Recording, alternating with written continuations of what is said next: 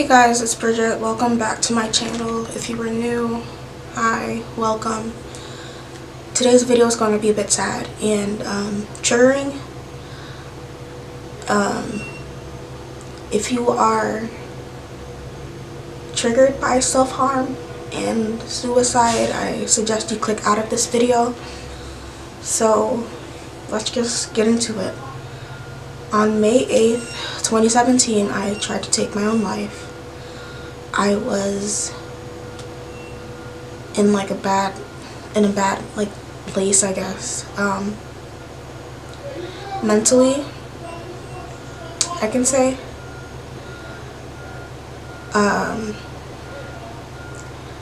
It happened, so it was just the whole experience in itself was very scary and unnerving. And as a person of color, you don't really hear a lot of black girls coming out saying that, they tried to kill themselves. Why I'm saying that is because I've been told it was a white girl thing, which I find racist and very ignorant.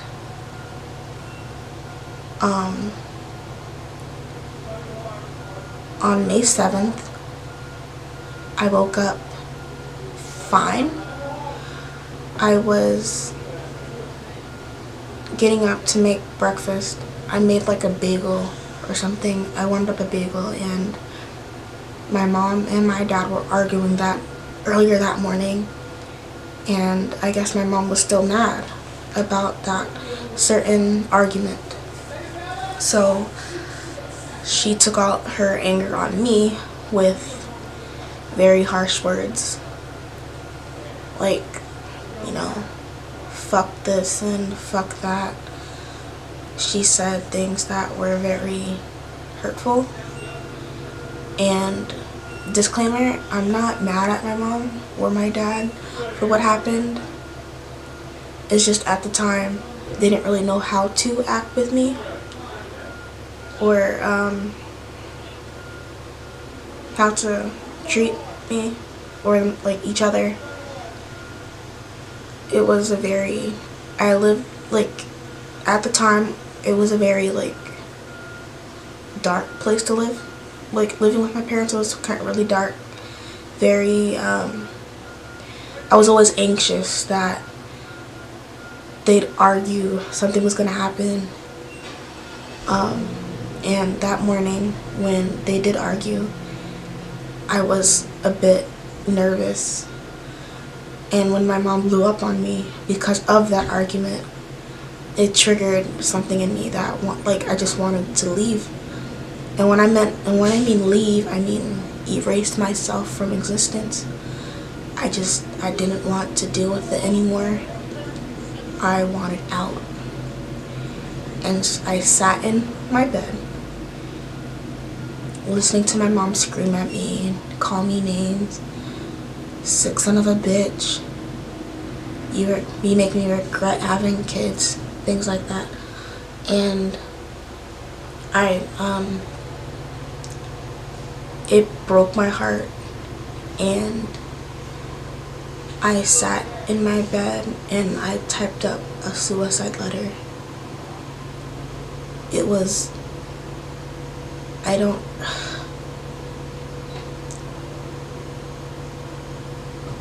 I sat there and I brought up every little thing that made me feel unwanted in that letter, whether it been from friends, family members, but what my mom told me that morning, all those little things that led up to the point of why I wanted to kill myself. All those things led up to about 3 or 4 pages full of hate and regret. Not my regret, but regret of I regret meeting these people or being born because of what I went through. I have to stop moving. I'm so nervous. But it was very hard for me to talk myself out of it. I fell asleep with all of this pent-up anger, with the thought of suicide on my mind. And I thought maybe when I wake up, it will go away. It will be over. I won't think like that anymore. And I woke up with this same feeling that I was going to take my life, and I was going to succeed. And so I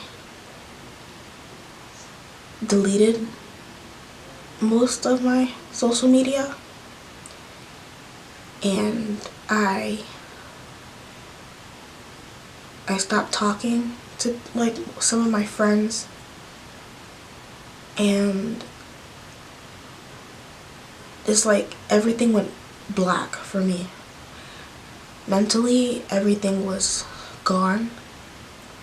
I was mentally prepared to take my life. And the next morning, May 8th, 2017, I got up thinking maybe the feeling will go away again. And it got worse. I woke up and I got dressed in all black because I was going to commit suicide, and I told myself I was going to be alone. I might as well accompany my own funeral. So I wore all black, and all I packed was a single notebook and my friend's iPad that she let me borrow. And that morning I hugged my mom, and the way I hugged my mom, to me, I knew that was the last time I was going to see her, and I was ready. I got in a taxi with my dad. He drove me to the train station. To him and my mom, I was going to school, and I was going to come home. To me, I wasn't going to school, and I was not going home. So I got on the train, and when I got off the train, my school is right across the street. I told myself, I thought I was going to tell myself again, do not do it, this is stupid, just go to school. I got off the train, and I got on the bus, and I went to the mall. And the whole ride there, I was telling myself, I'm going to do it, and I'm going to succeed. I'm going to do it, and I'm going to succeed. And that's all I was telling myself. My mind was completely black. There was nothing that was going to stop me. And I got to the mall. I went to the bathroom. I went to the handicap stall, and I sat on the floor, and I reread my suicide letter, thinking it will make me realize what I was doing, and maybe I'd get back on the bus and go to school. And it just made it worse. And I took out my razor, and I slit my wrists. And you can't really see the scars. Let's see if I can get closer. They weren't that deep. My scars weren't deep at all. And it's because I could not see my veins at the time. I was very... You can't, hold on.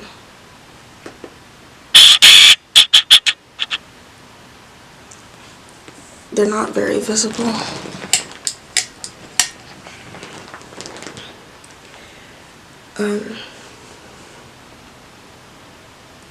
They're like here. They're very, they were very shallow. They were very, I didn't think it out. I didn't think it through. And I missed my veins. I even tried on this arm as well. And because they were so shallow, the scars faded.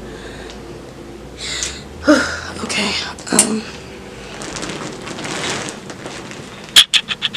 and so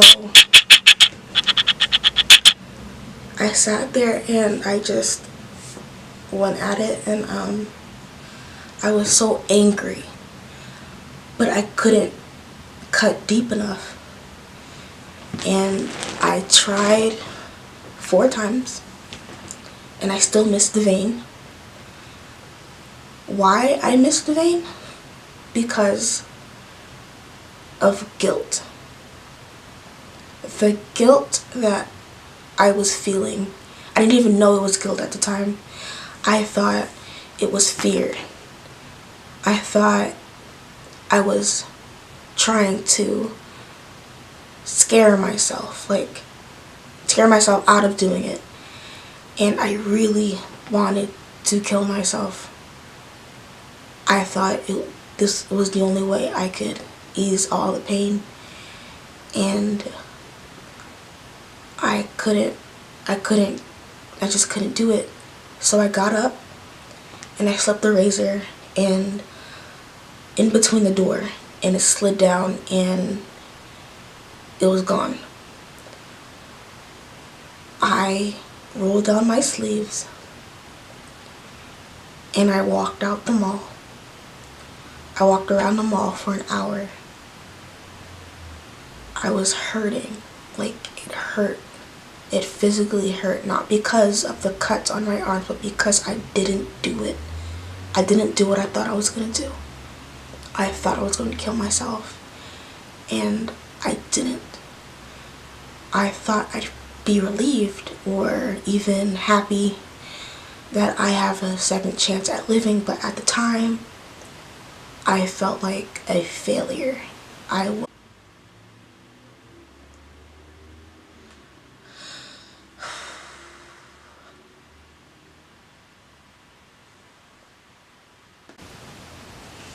Alright, sorry, the camera cut off on me, but I felt like I was a coward. And I remember telling myself, you know, you can walk into the freeway and it will all be over. And it didn't matter how close I got to the curb, I could not step off. Not because of fear, but because of the guilt, even though at the time I thought it was fear. And I walked back to the mall. I sat down. I was on the first floor and I sat down.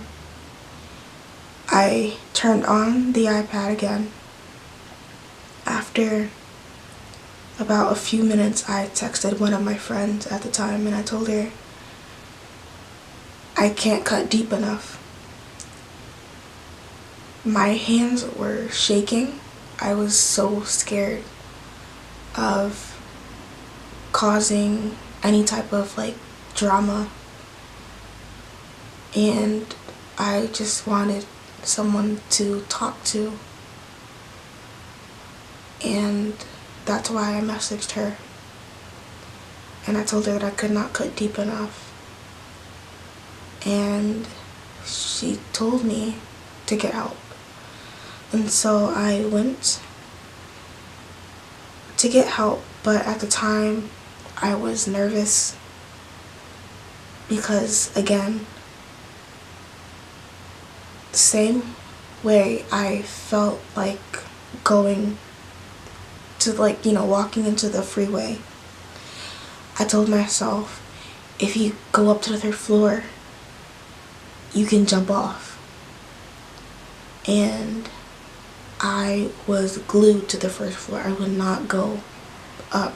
I wouldn't even touch the escalators. I waited until I saw a mall security guard. I pulled him aside and I told him that I needed help because I tried to kill myself. I showed him my arms and he told me to stay there, that he was going to call for help.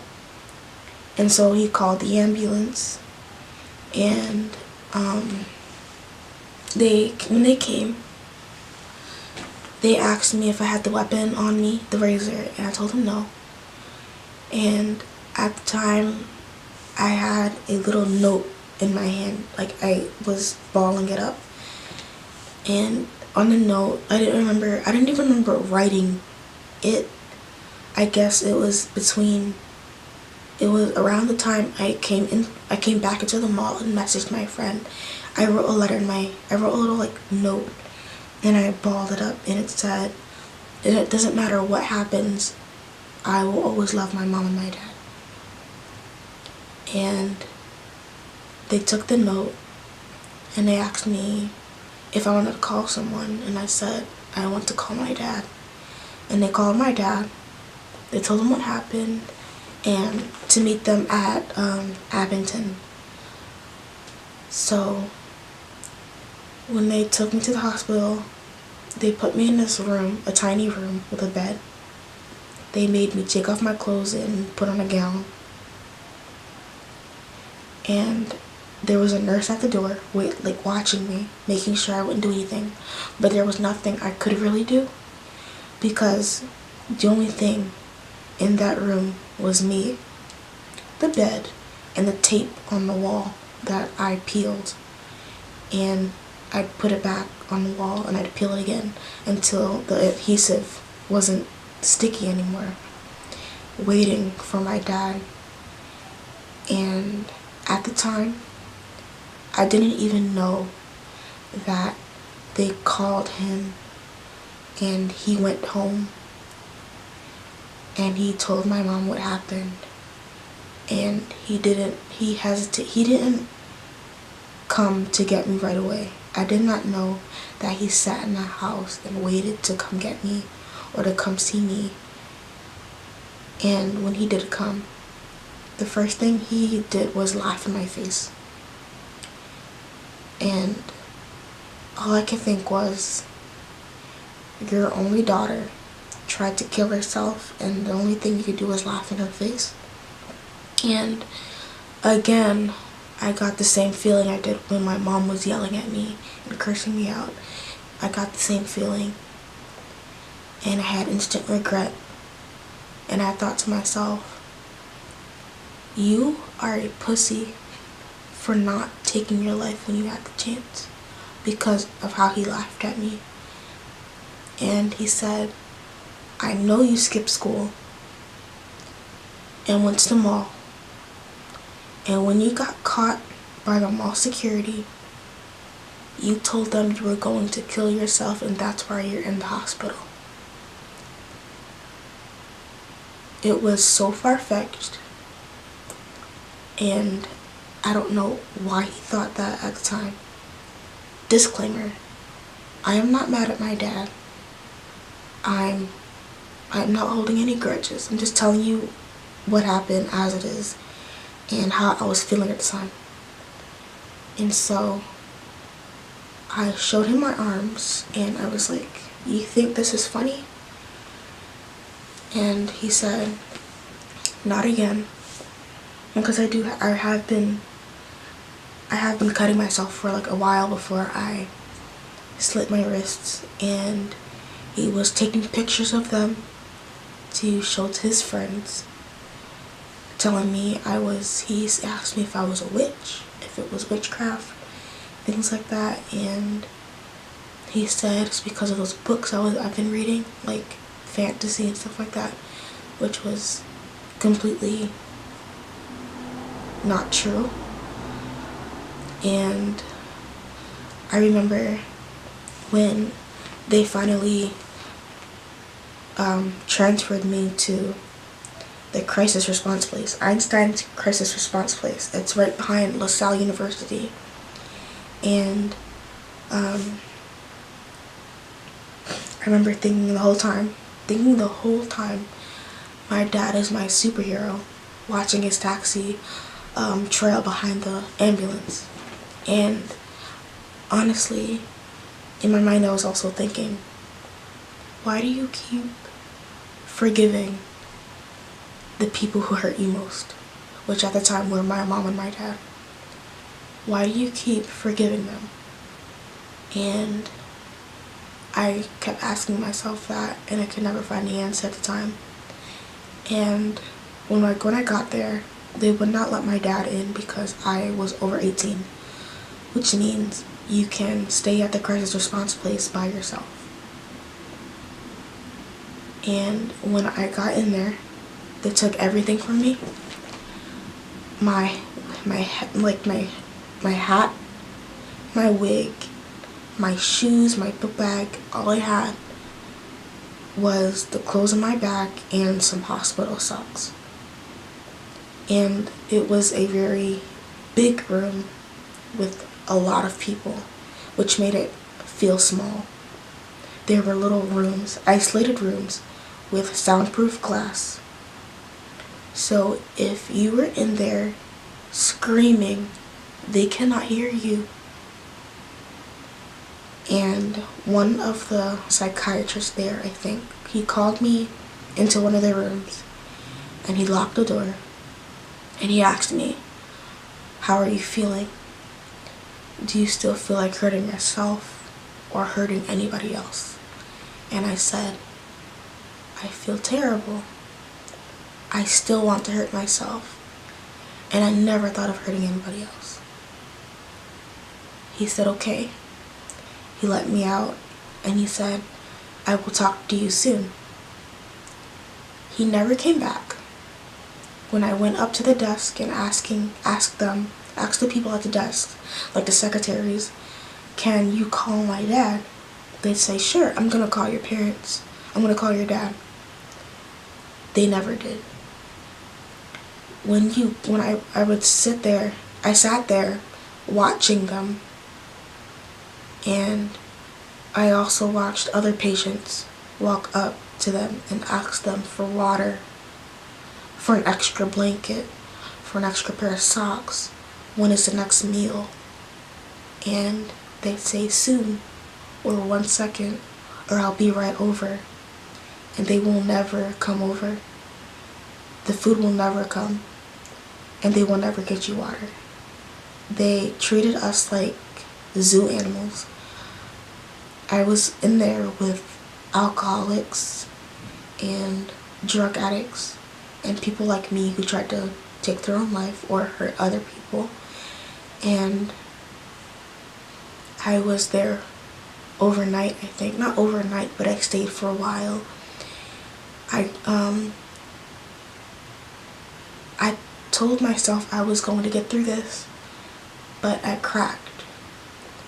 I was scared. I was terrified because it finally hit me that I wasn't going to find that, I wasn't going to feel like the, I don't know how to put it in words. It's like, I thought after this whole incident, I could finally feel something, I don't know what I was like looking for at the time, what I was trying to feel, but it just kept getting worse. The whole time, it was like I was being eaten alive by regret. It was like I was telling myself, you should have tried harder. That's what I'm trying to say. I should have tried harder. I was telling myself that, and because of it, it made me crack, and I cried.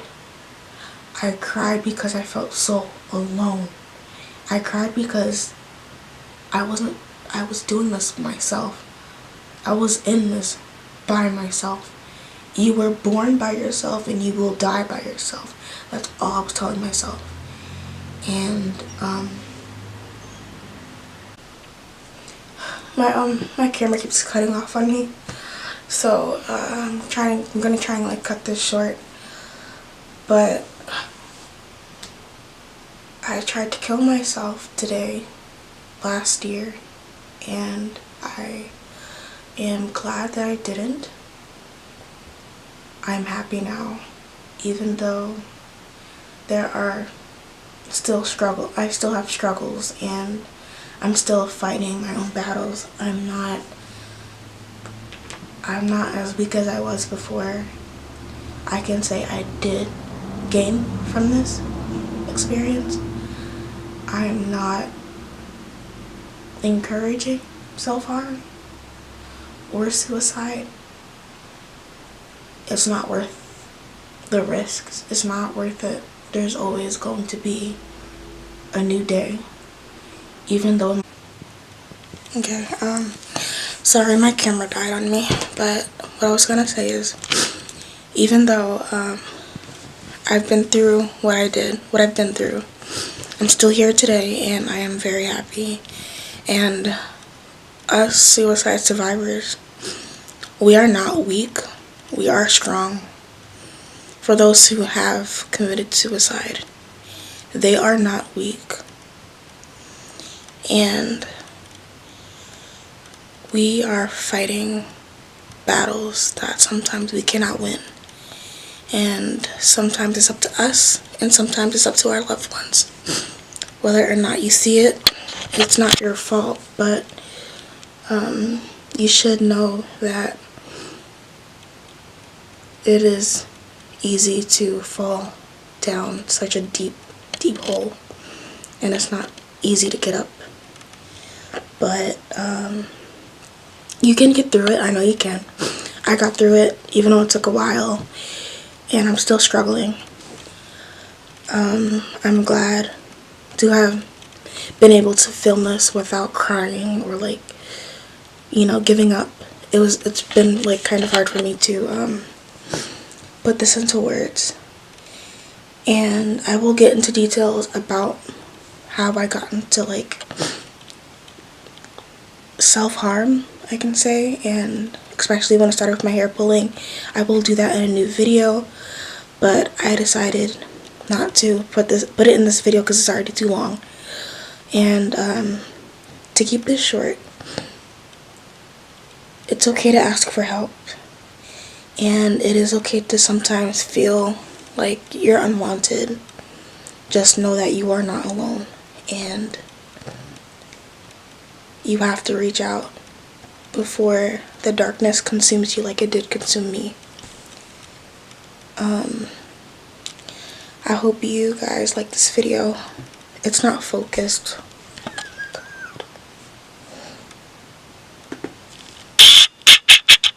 That's better. Sorry, that's better. Okay, hope you guys like this video. I will be posting for now on. And I want you guys to know that you are strong and you're beautiful, and you can get through anything.